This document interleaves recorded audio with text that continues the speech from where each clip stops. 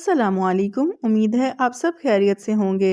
मैं Shabana Aman, welcome to my channel शबाना's voice tips and टोटका। आज मैं आपके लिए लेकर आई हूँ बगलों यानी अंडर आर्म्स और अंडर लेग्स का कालापन दूर करने के लिए दो बेहतरीन टोटके और एक बेहतरीन और निहायत सस्ती अफोर्डेबल क्रीम, जिनका रिजल्ट 100% गारंटी से आपको मिलेगा।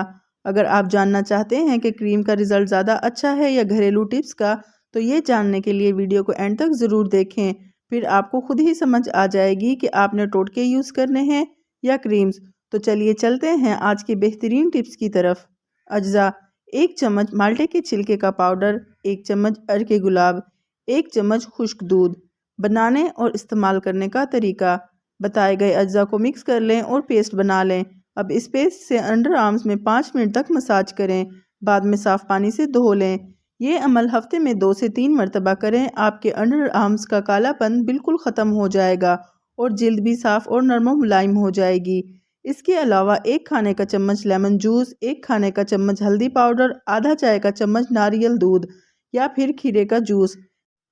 इन तमाम अज्जा को मिक्स करके बगलों पर लगाने से बगलें साफ़ और गोरी हो जाती हैं और इनसे स्मेल भी ख़त्म हो जाती है।